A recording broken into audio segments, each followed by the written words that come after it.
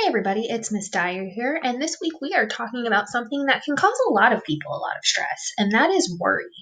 You just got to watch and listen to a story about a real worrier, and I definitely can connect with that story because Miss Dyer is a worrier by nature, which means I've been somebody that worries about lots of things since I was probably your age. And the one thing that I've really had to work on as I've gotten older is realizing what things are in my control and what things are outside of my control.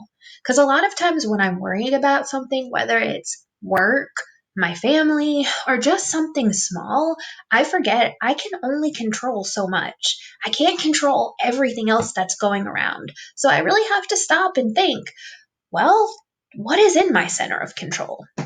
So today, I'm going to introduce you to what is called my worry wheel. There we go.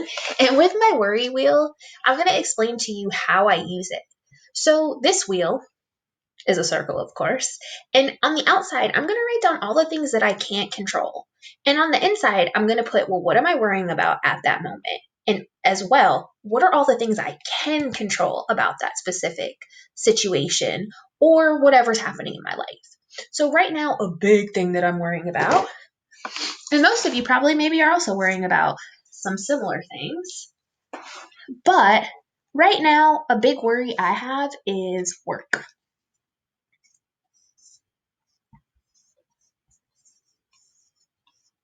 So let me put working virtually. There we go.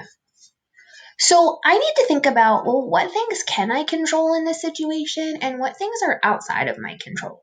So, like, for example, things that I can control right now are my computer freezing or people getting kicked out of meets. That's not something I can control. It can make me worried. It can frustrate me. It can cause me to have a lot of stress, but there's nothing I can do about it.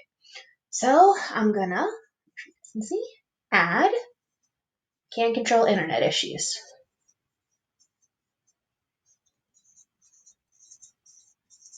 Something else I can't control, how much work I get. It's kind of the same for you guys with class.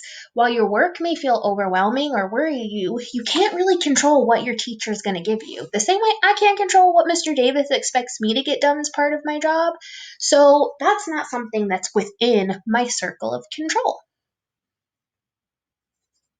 So I can't control my workload, what I have to do, what needs to get done. But now I can think for a minute. Okay, well, yes, I may be really stressed out about my workload. I might be stressed out about the internet messing up. But with working virtually, what things can I control? Well, I can control how hard I work.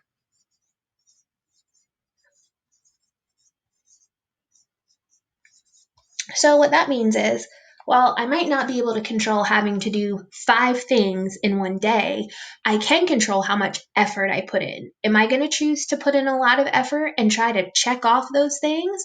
Am I going to make a plan?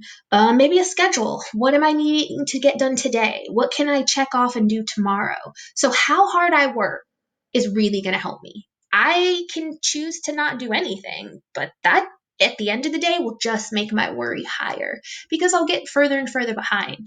So I can control how much effort and how hard I work.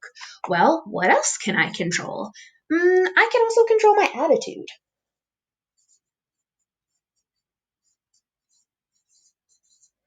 So let's say, for example, I'm trying to teach a lesson or I'm working with some kids and their internet goes out and they get locked off. And then as soon as they get back on, something happens and my internet messes up. And now we've just spent, I don't know, 10 minutes trying to get back on the Google Meet together. Well, of course, I'm going to get frustrated and it's going to worry me. But guess what? I can control the attitude I have in that situation. That means instead of getting frustrated, remember we talked about sometimes taking those deep breaths? I'm going to have to do that. So there's things that I can control and I can handle on my own when I worry. But some of those things I have no control over. So I can't let them worry me and stress me out. Now, that's a lot easier said than done. And trust me, I know that. But I really feel like having a worry wheel when you're stressed is a great strategy. So, really, all you need is a piece of paper and a circle. And you can put up at the top my worry wheel. You can write what's stressing you out in the middle. You can write all the things you can control inside your circle. And everything that's outside of your ability to handle, that you have no control over, write it on the outside. And just work on controlling the things that you have inside your center of control. Now, on the next slide, there is actually a center of control or a worry wheel that is blank. So if you want to go back and draw your own, you can.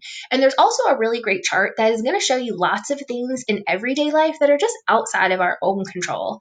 Like, for example, when you're going to look at an anchor chart, you're going to realize what people think or say or feel about you. That's not in my control, but I can control how I feel, how I react. So it's a good chart to kind of realize what are things not worth worrying about every day.